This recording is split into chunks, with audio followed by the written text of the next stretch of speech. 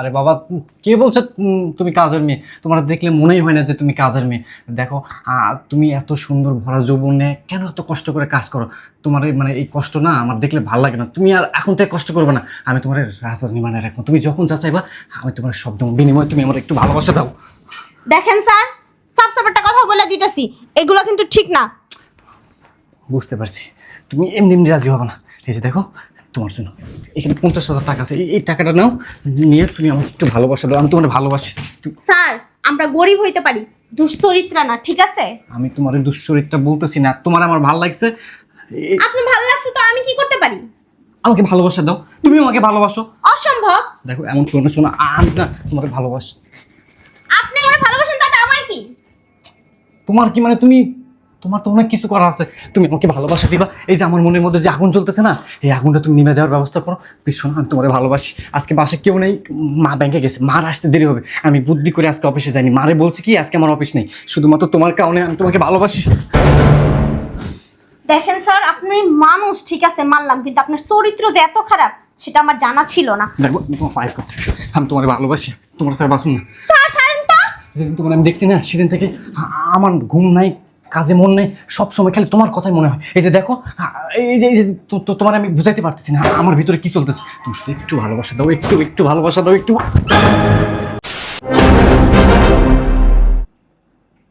আম্মা, ইমেন আমাদের বাসায় কাজ করতো, এখানে কেমনে আসলো? হ্যাঁ, কাজ করতাম। চিনতে পারছেন তাহলে? তুমি এখানে কিভাবে আসলা? আমি এখানে কিভাবে আসছি? আমার বাড়ি, আমার ঘর, আমি এখানে কিভাবে আসছি মানে? বুঝলাম না, তোমার বাড়ি তোমার ঘর মানে বিলকিস? আমার নাম বিলকিস না, আমার নাম স্মৃতি।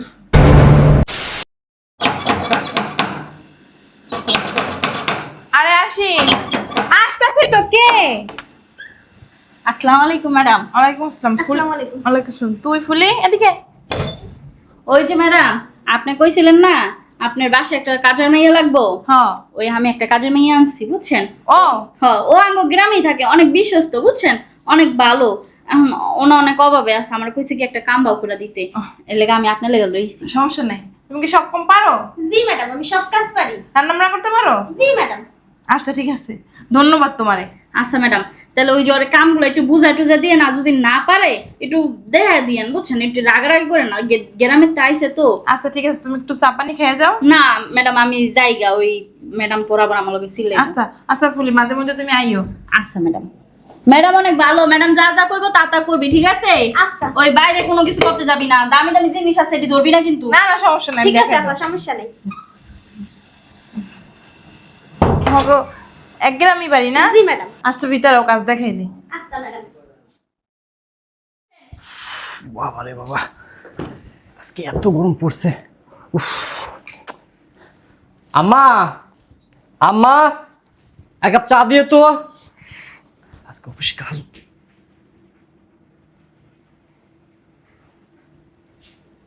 আরে স্যার স্যার। তুমি কি? আরে ও ও আমাদের বাসার নতুন কাজের লোক, ওরে রাখছি। শোনো, এটা আমার ছেলে, একমাত্র ছেলে, ও কিন্তু অনেক রাগী। ওর সাথে কিন্তু কথা কম বলবা, আর যখন যেটা বলো ওইটা কিন্তু আইনা দিবা। জি ম্যাডাম। আরে কাজে রাখছি, ওই যে এটা আছে না ফুলি, ফুলি নিয়ে আসছে আর গ্রামের। ও বলছে খুব ভালো মেয়ে, সব কাজ কাম পারে। আর যেটা না পারে ওটা আমি দেখাই দিই।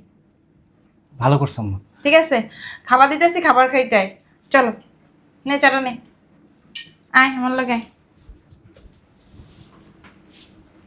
আরে মেয়েটা তো অনেক সুন্দর। হ্যাঁ, তো দেখলে মনে হয় না কাজের মেয়ে। কোমরে পদ্ম ফুল ফুটছে, মনে ধরছে মেয়েটারে দেখেও তো মন বললো না। আর কাজ করি, অনেকটা কাজের উচিলে দিয়া ওরে মন বলে যে একটু দেখে আসি, ভালো লাগছে আমার। বিলকিস, আয় বিলকিস। জি ম্যাডাম, ডাকছেন? হ্যাঁ শোন, আমি একটু ব্যাংকে যাইতেছি, অনেক কাজ আছে, আসতে লেট হইব। তুই বাসার সব কাজ করে রাখিস। আর শোন, তোর ভাইয়ের আজকে অফিস বন্ধ, বাসায় আছে। আর কি লাগে দেখিস কিন্তু। আচ্ছা ম্যাডাম। গেটটা লাগাই দে। জি ম্যাডাম। সাবধানে থাকিস। ঠিক আছে। বিলকিস, হ্যাঁ বিলকিস, বিলকিস। জি স্যার। আইসো,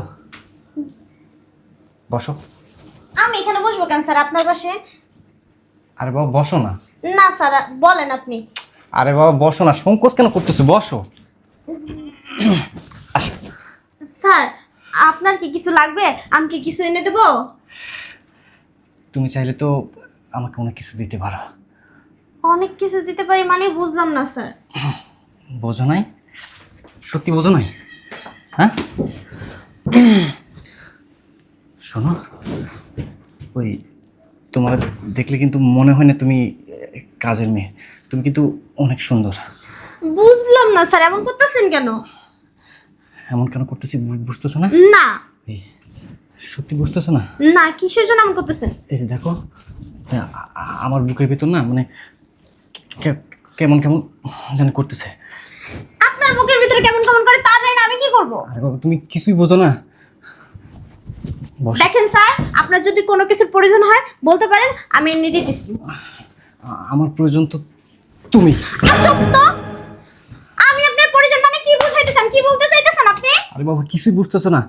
দেখো, তোমাকে না আমার ভালো লাগে, আমি তোমাকে ভালোবাসি।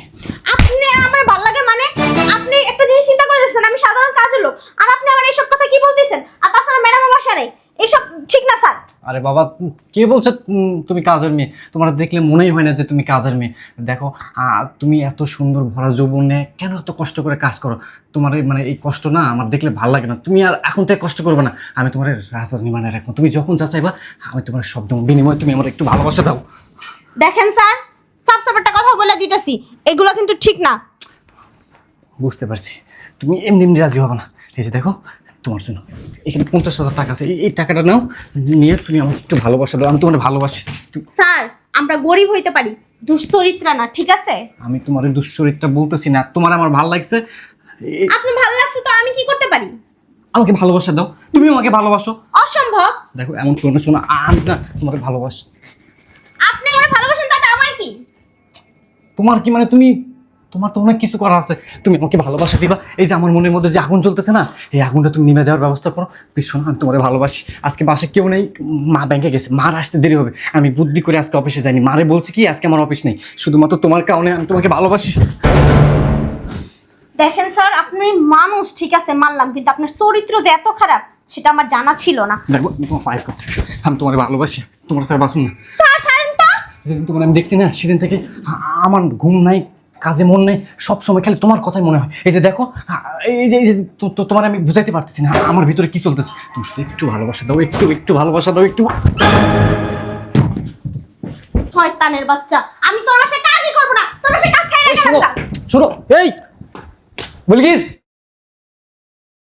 আসুন আপা, আসতে তো কোনো কষ্ট হয়নি।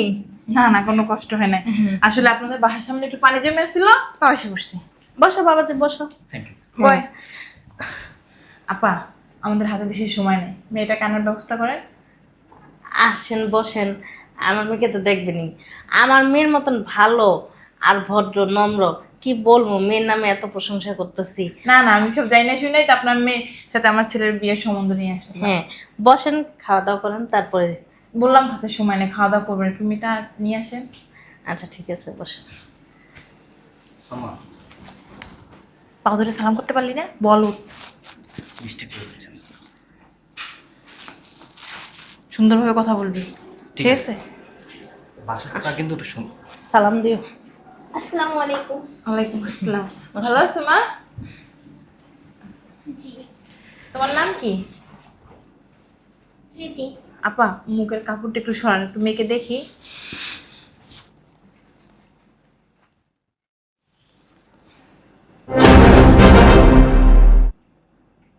আম্মা, এই মেয়ে না আমাদের বাসায় কাজ করতো, এখানে কেমনে আসলো? হ্যাঁ, কাজ করতাম, চিনতে পারছেন তাহলে? তুমি এখানে কিভাবে আসলা? আমি এখানে কিভাবে আসছি? আমার বাড়ি, আমার ঘর, আমি এখানে কিভাবে আসছি মানে? বুঝলাম না, তোমার বাড়ি তোমার ঘর মানে বিলকিস? আমার নাম বিলকিস না, আমার নাম স্মৃতি। আম্মা, আপা, আমি তো কিছু বুঝতে পারতেছি না। কিছু বুঝতে পারতেছেন না? আমার মেয়ে আপনাদের বাসায় ছদ্মবেশে গেছিল আপনাদের পরীক্ষা করার জন্য। পরীক্ষা করতে মানে? হ্যাঁ, পরীক্ষা করতে। কারণ আমি যে মানুষটার সাথে সারাটা জীবন কাটাবো, ওই মানুষটার অবশ্যই আমার পরীক্ষা করে নেওয়া উচিত, সে ভালো নাকি সে খারাপ। আমি তার সাথে সারা জীবন কাটাইতে পারবো, নাকি 2 দিন পরে আবার বাবার বাড়িতে চলে আসতে হবে? তাই তো আমার ছেলে তো মাশাআল্লাহ অনেক ভালো, নম্র ভদ্র। আমি তো আর খারাপ কোনো দিক দিয়ে দেখি না। জি, অনেক ভালো, এতটাই ভালো যে ভালোর প্রশংসা করতে গেলে রাত শেষে ভোর হবে। একটা জিনিস কি আপা জানেন, আলেমের ঘর থেকে জালেম হয় আর শয়তানের ঘর থেকে ভালো হয়। ওরকম হয়েছে আপনার ব্যাপারটা। আপনি অনেক ভালো, আপনার সম্বন্ধে আমি সবকিছু জানি, আপনার সাথে তো আগে থেকেই পরিচয়, কিন্তু আপনার ছেলে যে এত বড় খারাপ, এত বড় বদমাইশ আগে জানতাম না। কি করছে আমার ছেলে? কি রে, কি করছিস তুই? আম্মা আমি তো কিছু করি নাই। ও যদি কোনো কিছু করতো তাহলে ও আমাকে বলতো, ও আমাকে সবকিছুই বলে। আচ্ছা ঠিক আছে, মানলাম আপনার ছেলে কিছু করে নাই। একটা কথা বলেন তো, আমি তো আপনার বাড়িতে কাজ করতে গেছিলাম, তাহলে আপনি যখন বললেন আপনি বাইরে যাচ্ছেন, তারপরে আমি কেন চলে আসলাম? আপনি কেন আমার বাসায় এসে পাইলেন না?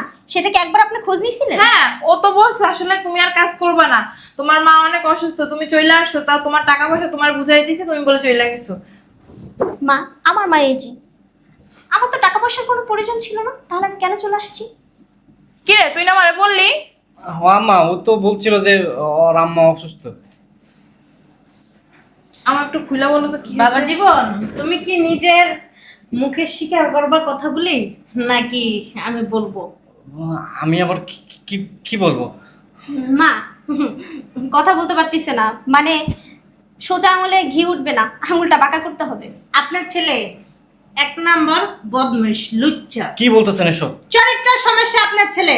আপনার ছেলে আমার মেয়েকে সরল সোজা ভাইবা, বাসার কাজের লোক ভাইবা, তার উপরে নির্যাতন চালাইতে চাইছে, তার আচ্ছা। খারাপ রূপটা দেখাইতে চাইছে। থামো মা, আমি বলতেছি, আমি আপনাকে সব খুলে বলি। সেদিন আপনি যখন বাইরে গেছিলেন, তখন আপনার ছেলে আমাকে ডাকছিল। দেখেন, আমার মার কাছ থেকে আমি অনেক প্রশংসা শুনছিলাম আপনার ছেলের, যে সে ভালো, অনেক ভদ্র, তার মতো ছেলে হয় না। তাই আমিও একটু যাচাই করতে গেছিলাম।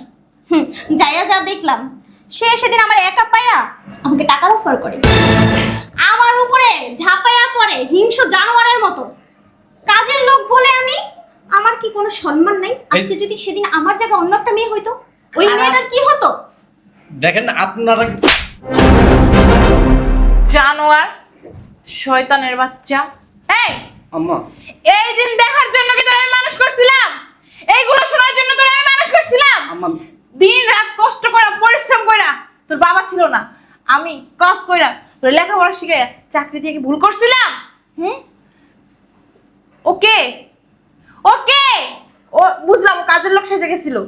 তুই কি পারোস কাজের লোকের প্রতি খারাপ নজর দিতে? হ্যাঁ, কেন দিলি? কেন করলি এরকম খারাপ কাজ? এইগুলো যদি বাইরের মানুষ জানতো, আমার কি মান সম্মান থাকতো? হ্যাঁ, উনি আমাদের সম্পর্কে কত ভালো কিছু জানতো। কি হইলো? হ্যাঁ, তুই আমাকে মিথ্যা কথা কেন বলছস? মিথ্যা কথা কেন বলছস যে ওর মা অসুস্থ, ও বাড়ি চলে গেছে, আমি ওর টাকা পয়সা দিয়ে বিদায় করে দিছি? কেন বলছস? হ্যাঁ, তোর জন্য এখন পর্যন্ত কম হইলো 10টা বিয়ের সম্বন্ধ নিয়ে আসছি, সবাই আইসা তোরে দেখা চলে যায়, বিয়া হয় না, বিয়া হয় না তোর। শয়তানের বাচ্চা, তুই সব জায়গায় একটা না একটা আকাম কইরাস, কি লেগা? হ্যাঁ, তুই জানোস ওনারা কত ভালো, ওদের টাকা পয়সা আছে কত, জানোস? তুই ওর টাকার অফার করাস? যার চরিত্র সমস্যা থাকে আপা, উনি তো খারাপ প্রস্তাব করবেই। তোর জন্য আমার মান সম্মান না নিচে নাইমা গেল, নিচে। আমি কিভাবে না ওনার সঙ্গে মুখ দেখাবো? হ্যাঁ, এত কিসের জন্য তোর লাগে? হ্যাঁ, আম্মা আমি ভুল করছি। ভুল করছিস না, তুই অন্যায় করছিস। আমি তোর সাথে আর বাড়তি কোনো কথা বলতে চাই না। তুই যার সাথে ভুল করছিস, যার সাথে অন্যায় করছিস, তার পাও ধরে মাফ চা। আর যদি ও মাফ না করে না, আমিও তোরে মাফ করবো না। অসম্ভব, আমার মেয়ে আপনাকে মাফ করতে পারবে না। তো আমি বলি আপা, আমি আপনাদের বাড়িতে আমার মেয়েকে বিয়ে দিতে পারবো না, সরি।